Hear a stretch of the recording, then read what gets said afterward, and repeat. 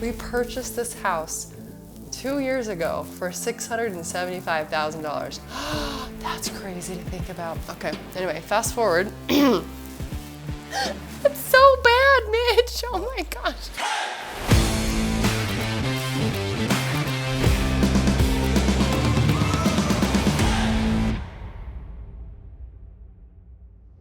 All right, so where do we begin on this crazy thing? Well, I will start you back 20 months ago because that's how long ago this was. The things that I do remember that really stand out is the why we purchased this house. So as an investor, I'm constantly looking or as an agent, looking at certain parts of the valley, certain parts of, little communities that are just, no matter where, if it goes on the market, it's sold. Like that's my job, is to know when those homes become available because there's always a frenzy around those types of homes. Now, we purchased this in 2020.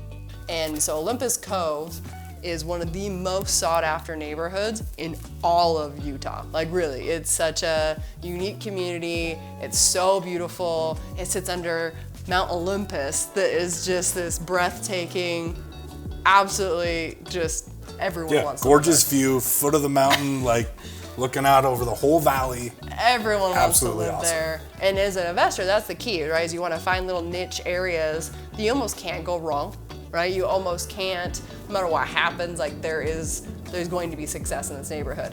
So we found this property. It was really, really gross and disgusting.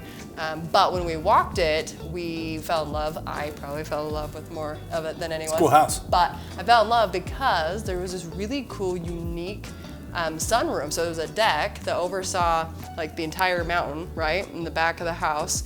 But also underneath that deck was a really cool sunroom. Now, they had put a hot tub inside of this sunroom, and so... Bad idea. That's a whole, we're getting there. This is actually what caused most of the nightmare in this. Spoiler alert. Yeah, was the hot tub. Do not put a hot tub In an enclosed sunroom. in an enclosed space of any kind. Without ventilation. Asking for mold. It was so bad. But we didn't know this. We had an inspection. I think that whole part of the house turned into one giant mushroom. That there was so much mold in it. It was crazy. So that was, it had a unique space that I hadn't seen before, and I thought because of the unique location and then this really cool sunroom, it would create this very luxurious feel that would make it sell very quickly with our flair on top of that. So this was going to be the largest fix and flip at the time that we had purchased. We purchased this house 2 years ago for $675,000. That's crazy to think about. Okay, anyway, fast forward. We did the inspection, everything checks out to a scenario that makes sense to us to still make money. And honestly, we were going to make like $260,000 on this house as it sat from what we knew, which is a fantastic margin. If you, again, know anything about fix and flips, that's a home run. Like that's awesome. Absolutely, we're willing to jump through the hoops to make this happen. Well, anyway, we're walking through, we're trying to figure out what walls to get rid of, where to create master bedroom, how to create that to be more luxurious. We got to the deck. The problem with the deck was the permitting process. It was a 16-month nightmare. This deck was 16 months of absolute bloody The deck hell. was harder to permit than the house was. This is the issue. We did the permit and we submitted the permit, and they told us that the enclosed area that was the sunroom that had 5 windows, so it's kind of like an octagon or a hexagon. So it had a hexagon shape and then 2 sliding glass doors on the very end side. Well, in the hexagon, every hexagon side had a window, a large window. They told us somehow that it was load bearing. That the windows were load bearing. The windows were load bearing. Somebody was misinformed because we usually don't use glass as a load bearing structure in the construction business. How's a window load bearing? I don't know, but it was not load bearing for any reason, but this held us up for 16 months. Cost us extra for load bearing windows. Oh my. So, needless to say, I didn't get my sunroom. We couldn't keep the sunroom. We had to eliminate all the windows. So then don't you think the whole thing would come crashing down if it was load bearing? Take out those load bearing windows, you never know. It didn't come crashing down, is my point. We ended up having, though, to resurface the entire deck to their standards, and it cost us $40,000 to have this deck rebuilt. It's a nice day. But that's a problem, right? Like if you're trying to, as a fix and flipper, 16 months to hold back something that is actually going to sell the home, like that was the selling point of the house, is this ginormous, huge gathering place so you can entertain family and friends, and it's this really beautiful, now kind of beautiful deck and patio area. Like that sucks. Like the patio area is garbage now.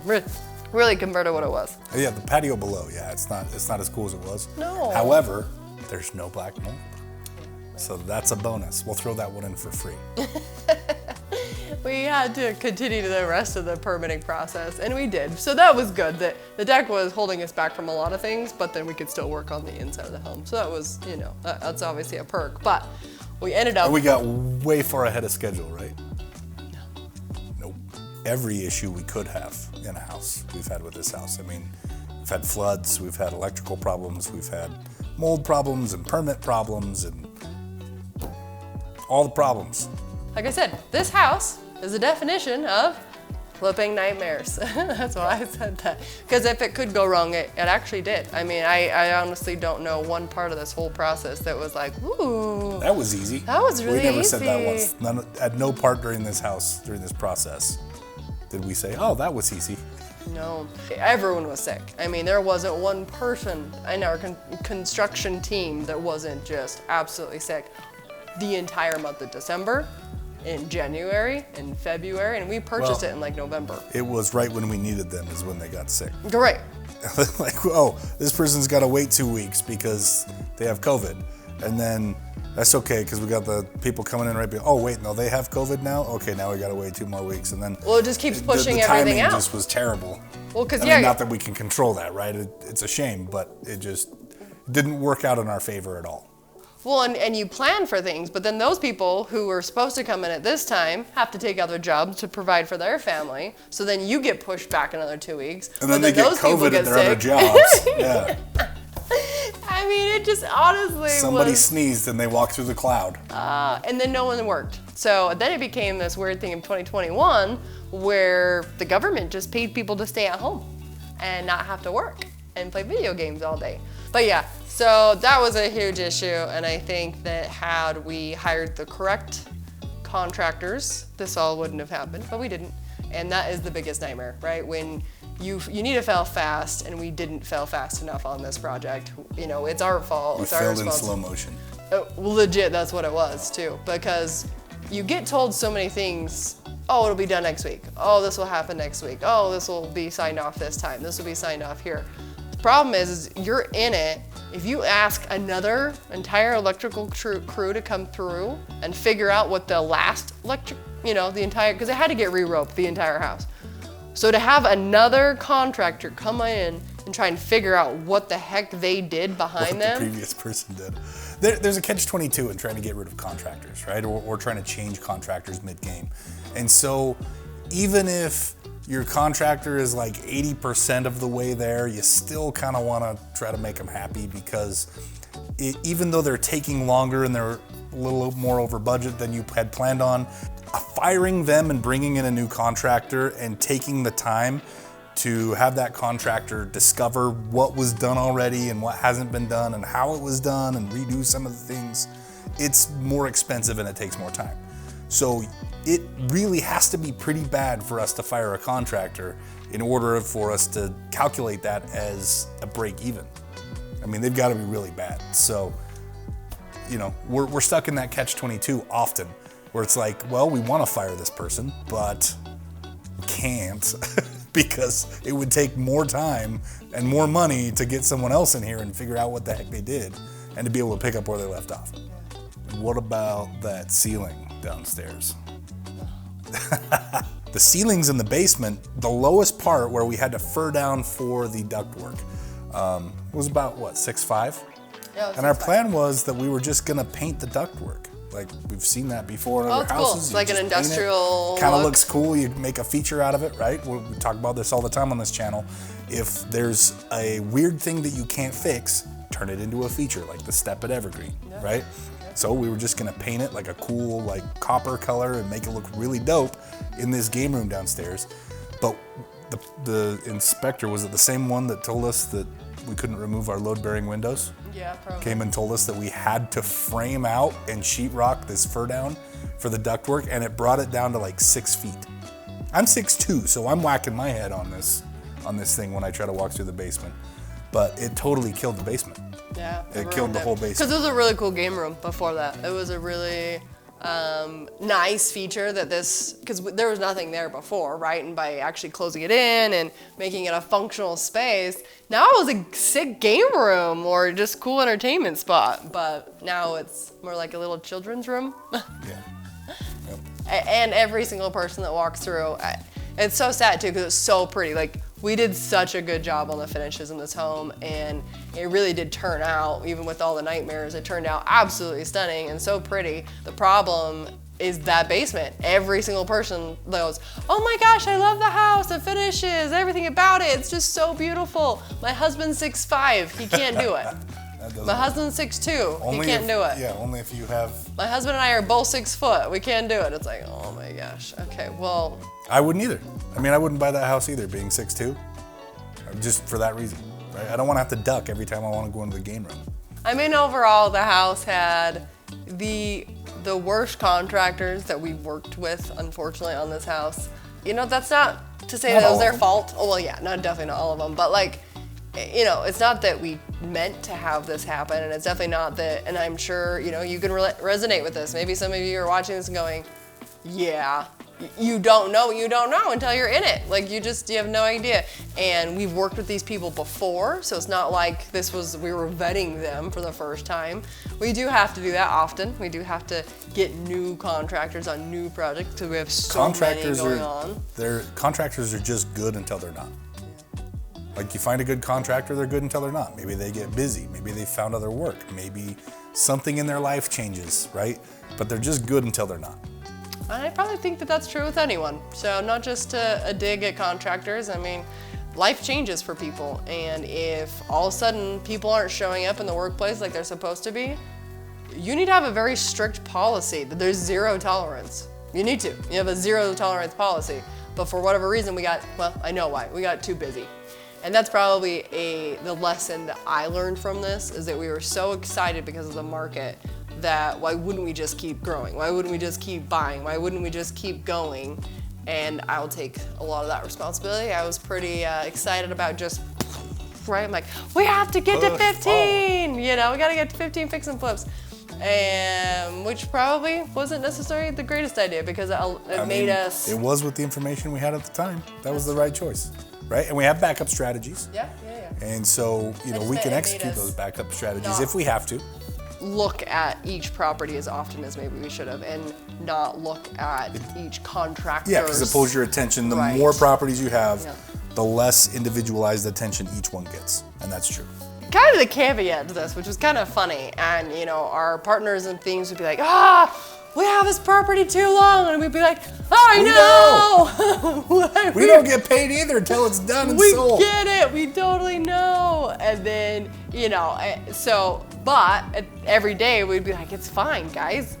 Like, we bought this house for $675. My original ARV on this property was like $975,000. That was my original ARV. That's a great ARV. Like I said, we're gonna make like $160,000. So what if it took an entire year? Honestly, in my mind, I was kind of like the longer it sat not finished, the more value it was worth every day that it sat on the market, because it was in our favor for it just to be sitting there. It was true for a little while. Yeah. Was true for a minute, and then the market, right before I listed it too, which was so fun. Oh my gosh, I guess not right before, but it was like 4 months before we listed it. It just decided to take a nosedive in interest. So now nobody wants to buy a house. Enter exit strategies. So that's good. Yeah, we'll turn them into rentals. Yeah, and that's it. You know, it's been on the market 62 days, which the average days on market is actually 61 days. So, you know, is it normal for it to sit like that? Actually, the answer is yes. Do I have a really cool strategy to pivot right now? The answer is yes. And that's what it is. Being an educated investor, recognizing that you can't actually wait to make decisions. You have to make decisions on the spot and watch ahead of you. We have to be look down and around the corner at all times and be ready to pivot. Because if you have one exit strategy, which is just sell this house, you're sunk. You're sunk. The market's gonna change, and nobody knows when it's gonna change. I don't have a crystal ball. You don't have a crystal ball, right? And so we can't react to predictions because nobody knows for sure. Everybody wants to talk like they know. Nobody knows for sure. So we can't react to predictions. Had I done that, I wouldn't have bought any real estate after 2020, and that would have been a problem, right? Because everyone was predicting a crash and it actually boomed. But because we're educated investors, we can continue to buy when the speculators stop buying. Because we're being educated, we know we have to have exit strategies in place. We know what those exit strategies are. We know how to execute them. And I can tell you, being an educated investor saves our bacon. These houses have created a headache and a little bit of a nightmare, but they haven't ruined our careers. And that's the nice thing about being educated. Now, we want you guys to be educated as well. So we've opened up our coaching staff. Maylee and I are making ourselves available. We would actually like to invite you to be a part of a one-on-one strategy call. Come learn how to do what we do. All you have to do is go to flippin.education. That's flippin.education. The link is in the description below. That's what this channel is for. Share this with a friend or family member that you know that could benefit from our dirty laundry. Because we're not alone, I promise. Like, there's a lot of us out there like, ooh, how much did that cost you? Right? It feels good to not be alone when you got a lot of problems going on. So that's what this is for, but it's also so that you can feel like you can do it too. Because if we can do it, you can do it for sure. For sure you can do it. Go to www.flippin.education. Book your one-on-one strategy call now. Guys, that's all the time we have for you in this wonderful episode of Flippin' Nightmares. We hope you enjoyed it. In fact, we'd love your feedback. So if you have any comments or questions for us, please leave them in the comment section below. If you're feeling so inclined, we'd really appreciate it if you could give the video a like. And of course, a subscribe and ring the bell always helps. Until next time, we'll see you on the flip side.